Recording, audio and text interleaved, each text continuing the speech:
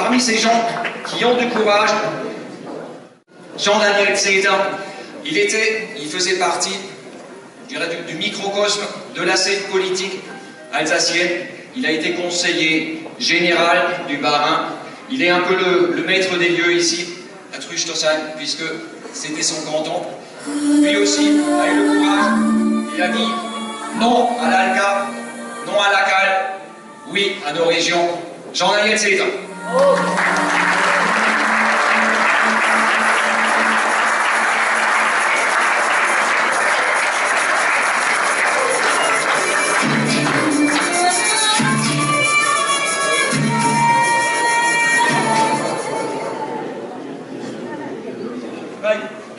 Sehr freue mich, ich schaue mich zu begrüßen dürfen. Ich möchte ganz speziell meine Kollegen vom Conseil Général ganz speziell begrüßen.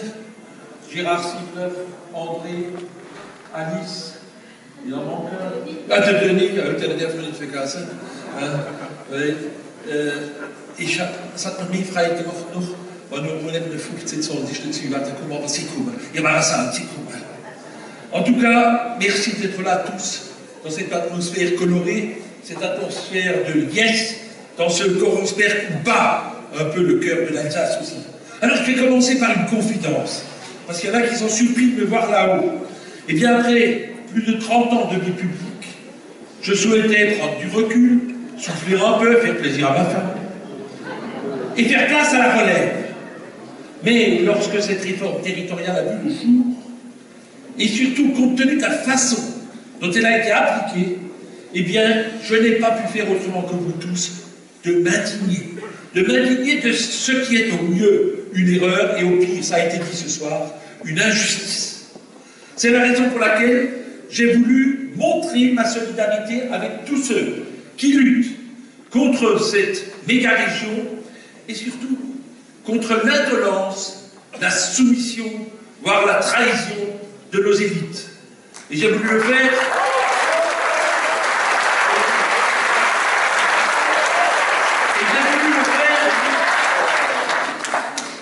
Vous l'avez vu en poussant la liste. Parce que si j'avais été trop haut, il y aurait eu un risque d'élection et j'aurais eu des ennuis avec ma femme. Mais, donc, oui, donc j'ai dit en poussant la liste, c'est ça. Mais j'ai pu constater justement, au fur et à mesure qu'avançait la campagne, et bien avec plaisir et avec espoir que la relève était là. Car la relève, c'est vous, c'est nous tous, c'est la nouvelle Alsace qui est ce soir réunie dans cet endroit emblématique qu'est le Corroche Paris.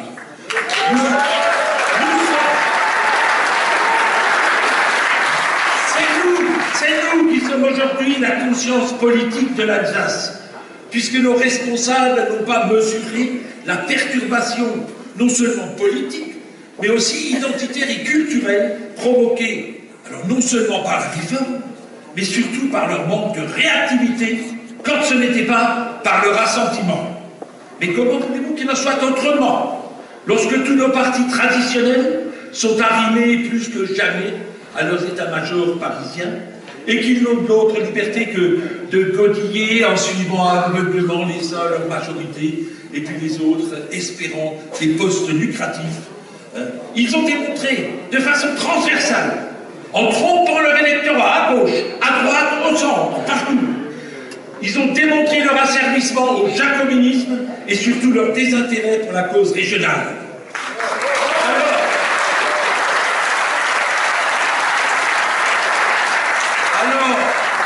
Et vous l'avez entendu tout à l'heure, que le région avait besoin d'une réflexion globale, approfondie, sur leur devenir, qu'elles étaient en droit d'attendre qu'on invente une autre forme de régionalisme, avec une autre répartition de compétences, avec des propositions audacieuses.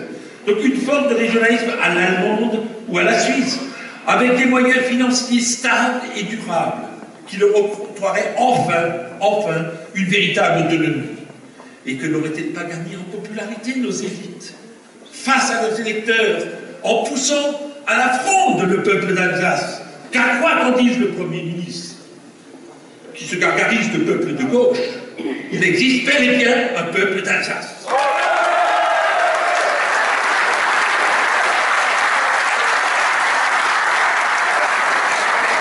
Que n'aurait-elle pas gagné en popularité dans ces litiges en invitant nos concitoyens, non pas à des manifestations de casseurs comme l'ont fait, au demeurant avec succès, d'autres régions à propos d'autres sujets, mais à bloquer par exemple les accès autoroutiers, à inciter les maires à la grève administrative, à ne pas voter les budgets municipaux, voire à démissionner.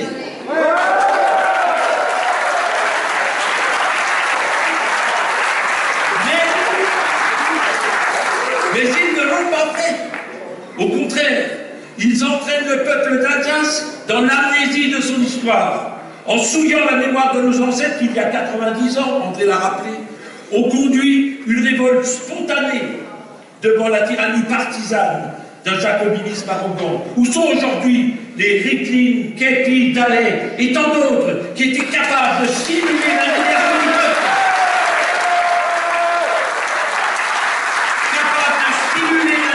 du peuple, et de la mener en refus.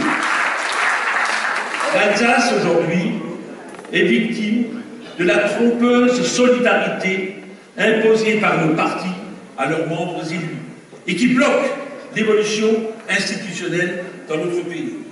Prenez le pitoyable exemple de l'échec de la ratification des langues minoritaires tant attendues et qui illustre bien, pardonnez-moi le jeu de mots, la jacobinerie de droite comme de gauche.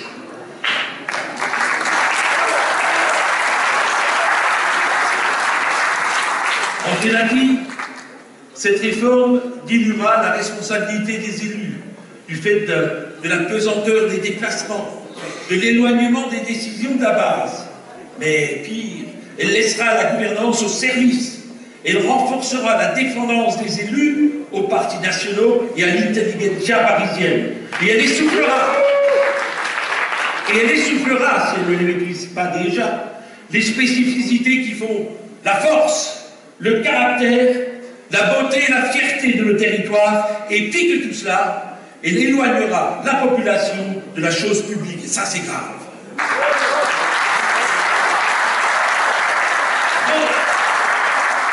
Donc, chers amis, nous ne menons pas un combat d'arrière-garde. Les progressistes, c'est nous, vous l'avez entendu. Nous ne sommes pas sur une ligne de repli identitaire, une expression que j'aborde. Car j'aime bien cette image, qui est-ce qui se replie? Le hérisson. Quand il a peur. Pas. Parce qu'il est attaqué. Et bien nous sommes attaqués. Nous sommes attaqués dans son réforme par son manque de vision à long terme, par sa méthode d'application qui est, Bernard l'a dit, je crois, un déni de démocratie, mais aussi par son horizon noir où on devine à terme l'étouffement inévitable de nos richesses culturelles et la strangulation programmée de notre langue.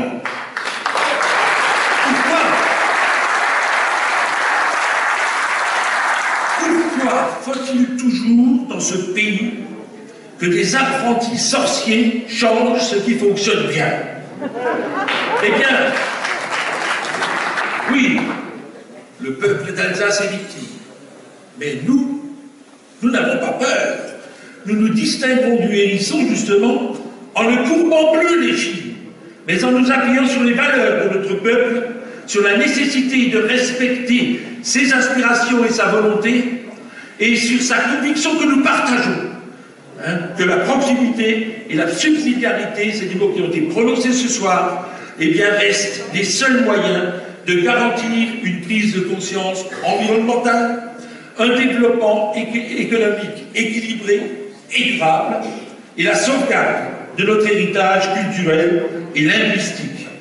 Non, chers amis, l'immobilisme, le repli, ce n'est pas nous qui les incarnons, mais bien ces responsables politiques qui, depuis des décennies, n'ont rien changé à leur mode de gouvernance et qui, complices du jacobinisme parisien, ont par poltronnerie, inintelligence ou ambition personnelle trahi nos valeurs.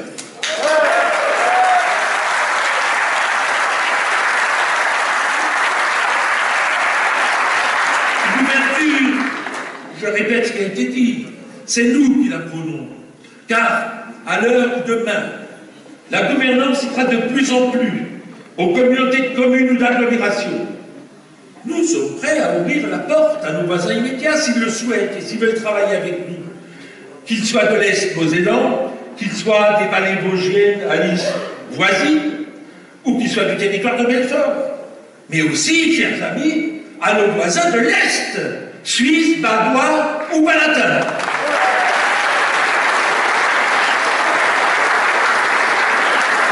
Par ailleurs, c'est nous qui réclamons la généralisation de l'enseignement bilingue, voire trilingue.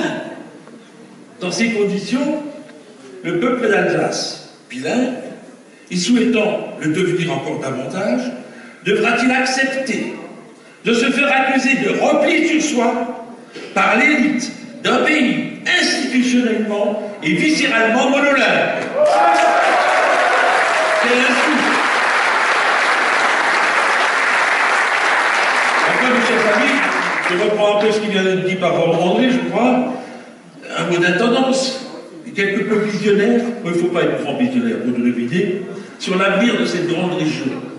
Parce que jusqu'ici, c'est Jacques qui l'a dit, à part le critère que j'appellerais gratuit de la taille, on a été infichu de nous dire ce que la réforme va positivement apporter pour le concitoyen et de jeter en pâture le mot flatteur d'économie, mais sans l'étayer par une étude d'impact préalable de ce que fait chaque entreprise. Où sont les économies quand on sait qu'il y aura plus d'élus, et vous l'avez entendu, mieux rétribués dans la grande région que si on fait l'addition de tous les élus des anciennes régions? Qu'il faudra prendre en charge des coûts de déplacement et d'hébergement que nous ne connaissions pas auparavant. Qu'il faudra répartir la manne institutionnelle afin que chaque chef-lieu retrouve une crédibilité avec un certain nombre d'organismes et que les grandes villes qui ne sont pas chefs-lieux ne soient surtout pas oubliées. Je vous laisse deviner combien le clientélisme retrouvera ses marques, et ça uniquement parce que le contrôle citoyen aura disparu. Nous devons,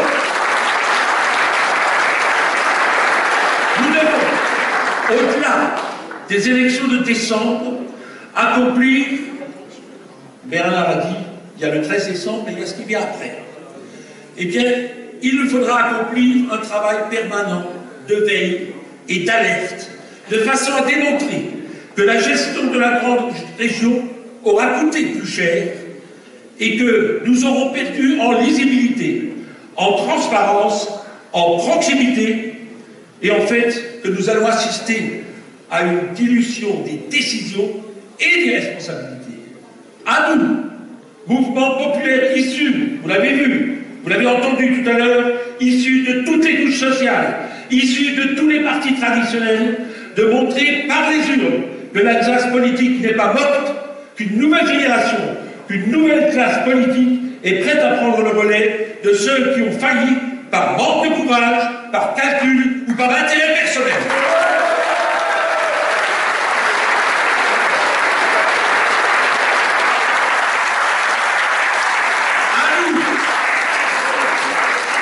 À nous d'imposer à ceux qui ont été formés pour laminer les particularismes, qui pourtant font la richesse de la France, une autre vision de l'Alsace, celle d'une Alsace généreuse, fidèle à ses valeurs, fière de son passé, respectueuse de son environnement, mais aussi une Alsace conquérante économiquement, linguistiquement, et enfin une Alsace ouverte sur l'Europe.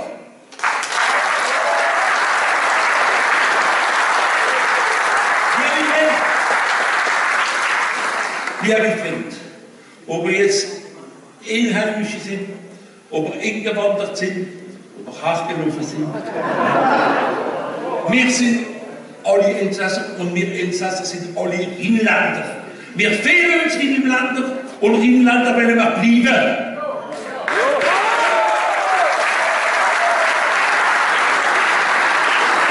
Alors pour nous, chers amis, je traduis quand même, natifs, natifs d'Alsace ou alsaciens d'adoption, vous qui aimez cette région, eh bien dites autour de vous que le passé de l'Alsace est rhénan et que nous nous battrons pour que notre avenir reste rhénan. André a dit tout à l'heure, elle a dit, les dés sont pipés. Ils sont peut-être pipés, André, mais les dés ne sont pas jetés. Alors, portez ce message aux 85% d'Alsaciens et aux 70% de nos concitoyens des autres départements de la méga-région et qui sont opposés à la CAL, qu'ils soient logiques, cohérents et honnêtes avec eux-mêmes et qu'ils n'oublient pas, le 6 et le 13 décembre prochain, de convertir leur mécontentement en suffrage en faveur de la seule liste sincèrement opposée à la fusion. Non à la CAL, oui à nos régions.